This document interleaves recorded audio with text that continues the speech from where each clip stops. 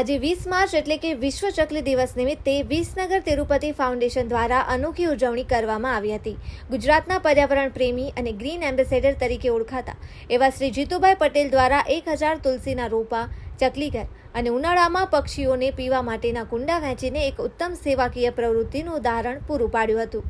આજના દિવસે green global brigade Gujarat રાજ્ય મધ્યસ્થ કાર્યાલયનો શુભારંભ પણ જીપીએસસી ચેરમેન હસમુખભાઈ પટેલના હસ્તે દીપ પ્રાગટ્ય કરીને કરવામાં આવ્યો હતો। તેમજ આજના દિવસે ખાસ હાજર રહેલા ગંગા સ્વરૂપા બહેનોને સાડી અને ત્રિશૂળ આપવામાં આવ્યું હતું।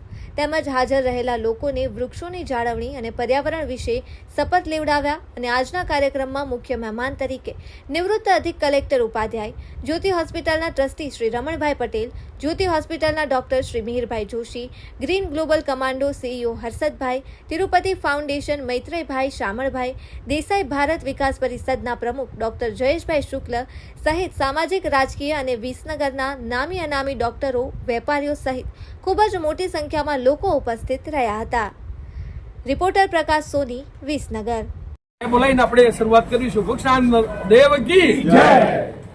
આજે વિશ્વ ચકલી દિવસ હોવાથી અને ગ્રીન ગ્લોબલ બ્રિગેડનું એક મધ્યસ્થ કાર્યાલયની જરૂર હોવાથી છેલ્લા 11-12 વર્ષથી ઘણા બધા પ્રયત્નો કર્યા, ઘણી બધી જગ્યાએ ઓફિસો ખોલી પણ થાર ના પડ્યો, એટલે છેલ્લે ઘર ઓગણે ઘર નીચે નજર નીચે ના ભાગરૂપે વિસનગરને પસંદ કર્યું અને ગ્રીન ગ્લોબલ આખા ઇન્ડિયા અને આખા વર્લ્ડ લેવલની જે આ સંસ્થા અમે બનાવી રહ્યા છીએ આવનાર પેઢી માટે, આજ નહીં તો 25-50 વર્ષ પછી જ્યારે આ સંસ્થા જ્યારે મોટી થશે ત્યારે આ એક જગ્યા, એક પવિત્ર જગ્યા તરીકે એનું નામ રહેશે। અહીંયા હજારો સાહેબ છેલ્લા 15-20 વર્ષથી અમે હજારો ઝાડનું વિતરણ મફત આ સંસ્થા કરી રહી છે।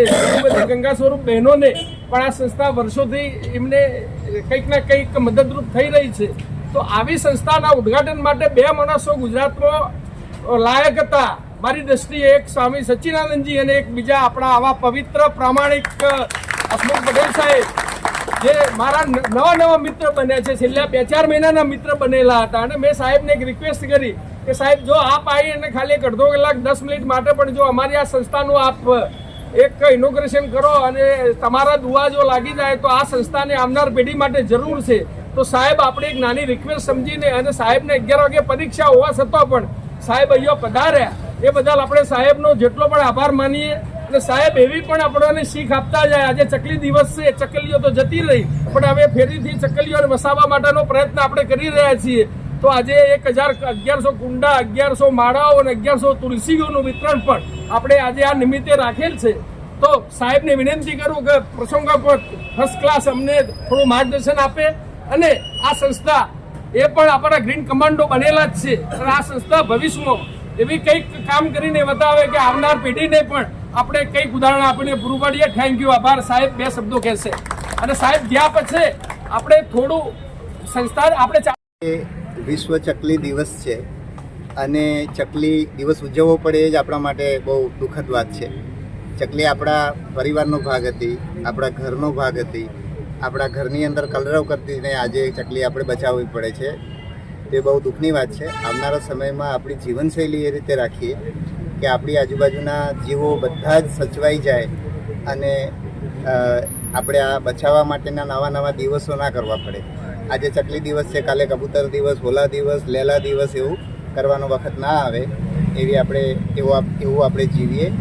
ગ્રીન ગ્લોબલ બ્રિગેડ જે કામ કરી રહી છે કે એક વૃક્ષ વાવવું ને ઉછેરવું, દીકરીને બચાવીને દીકરીને ભણાવવી, કચરો કચરા ટોપલીમાં નાખવો, ખોરાકનો બગાડ નહીં કરવો અને વીજળી પાણીનો બચાવ કરવો, આ રોજે રોજ કરવા જેવી વસ્તુ છે અને આપણા જીવનનો ભાગ બનશે।